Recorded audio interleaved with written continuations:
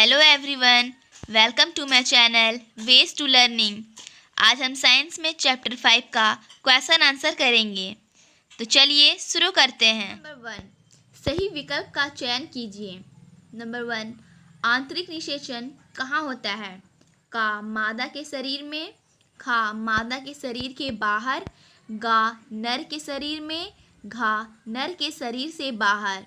इसका आंसर होगा मादा के शरीर में।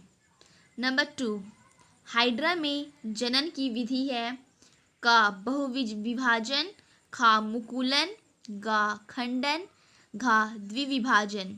तो इसका आंसर होगा खा मुकुलन। नंबर 3, मादा युग्मनज तथा नर युग्मनज के संयोजन की विधि कहलाती है। का युग्मनज, खा निषेचन, गा परागन, घा इनमें कोई नहीं। इसका आंसर होगा का युग्मनज। क्वेश्चन नंबर 4, एक युग्मनज में पाए जाने वाले केंद्रकों की संख्या होती है।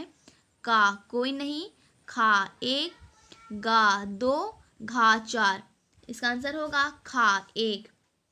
नंबर 5, एक टैडपोल जिस प्रकार द्वारा वयस्क मेढक के रूप में विकसित होता है उसे क्या कहा जाता है? का निषेचन, खा कायांतरण, घा रोपण, घा मुकुलन। इसका आंसर होगा खा कायांतरण। क्वेश्चन नंबर 6, द्विखंडन द्वारा जनन निम्न में से किसमें होता है? का हाइड्रा में, खा पैरामीशियम में, गा अमीबा में, घा बैक्टीरिया में। इसका आंसर होगा गा अमीबा में। क्वेश्चन नंबर 2, सही कथन के सामने सही का चिन्ह लगाएं। नंबर 1, शुक्राणु वृषण कोशिका में परिपक्व होते हैं। इसका आंसर होगा सही। नंबर 2, मेढक में ब्राह्म निषेचन होता है। सही। नंबर 3, अमीबा मुकुलन द्वारा जनन करता है। गलत। नंबर 4, निषेचन के परिणाम स्वरूप युग्मनज बनता है। सही। नंबर 5, भ्रूण एक एकल कोशिका का बना होता है। गलत। नंबर 3, रिक्त स्थानों की पूर्ति कीजिए। नंबर 1, जंतुओं के नर युग्मक शुक्राणु कहलाते हैं। नंबर 2, नर युग्मक तथा मादा युग्मक के संलयन से युग्मनज बनते हैं। नंबर 3, युग्मनज विकसित होकर भ्रूण का निर्माण करता है। नंबर 4, टैडपोल का मेढक में रूपांतरण कायांतरण कहलाता है। नंबर 5, मनुष्यों में आंतरिक निषेचन होता है। क्वेश्चन नंबर 4, मनुष्य में शुक्राणु एवं अंडाणु के संयोजन को चित्र द्वारा दर्शाते हुए निषेचन की प्रक्रिया का वर्णन कीजिए। इसका आंसर होगा शुक्राणु एवं अंडाणु का संयोजन निषेचन कहलाती है। यह जनन प्रक्रम का प्रथम चरण है। निषेचन के फलस्वरूप युग्मनज का निर्माण होता है जो विकसित होकर नवजात शिशु का निर्माण करते हैं। ये मेरा निषेचन एवं युग्मनज का निर्माण का चित्र है। क्वेश्चन नंबर 5, सजीवों में जनन क्यों महत्वपूर्ण है? समझाइए। इसका आंसर होगा सजीवों में जनन महत्वपूर्ण है। जनन सजीवों की मृत्यु के बावजूद एक जैसे जीवों में निरंतरता बनाए रखता है। इस प्रकार यह जैविक विकास को सुनिश्चित करता है। क्वेश्चन नंबर 6, आंतरिक निषेचन एवं बाह्य निषेचन में क्या अंतर है? इसका आंसर होगा आंतरिक निषेचन एवं बाह्य निषेचन। आंतरिक निषेचन वह निषेचन जिसमें अंडाणु और शुक्राणु का संलयन मादा के शरीर के अंदर होता है आंतरिक निषेचन कहलाता है। बाह्य निषेचन वह निषेचन जो मादा के शरीर के बाहर होता है बाह्य निषेचन कहलाता है। नंबर 2, युग्मनज पूर्ण रूप से मादा के शरीर में सुरक्षित रहते हैं। 2, आंतरिक सुरक्षा के अभाव की स्थिति में युग्मनज नष्ट होने के अवसर अधिक होते हैं।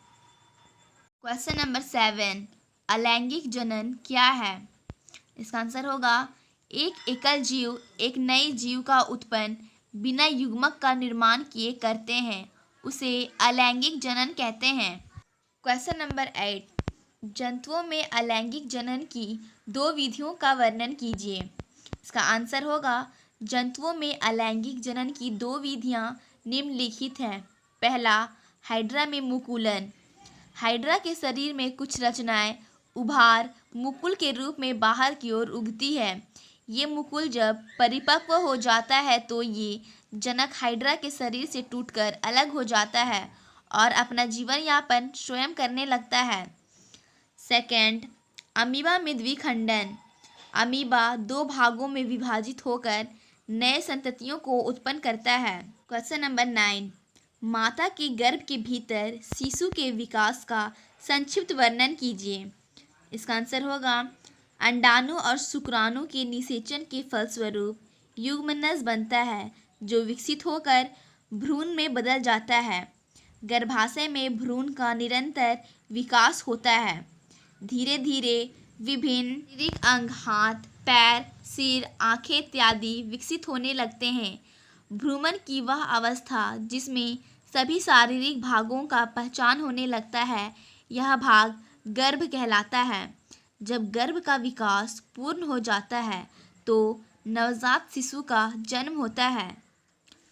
क्वेश्चन नंबर 10, 2 जंतु है जिसमें पहले में ब्राह्म निषेचन होता है और दूसरे में आंतरिक निषेचन। पहला अंडा देता है और दूसरा सीधे ही शिशु को जन्म देता है। अब उत्तर दीजिए। क्वेश्चन नंबर 1, पहले जंतु को किस प्रकार का जंतु कहा जाएगा? इसका आंसर होगा पहले जंतु को अंडप्रजक जंतु कहा जाएगा। क्वेश्चन नंबर 2, पहले जंतु के 2 उदाहरण दीजिए। इसका आंसर होगा पहले जंतु के 2 उदाहरण मछली और मुर्गी है।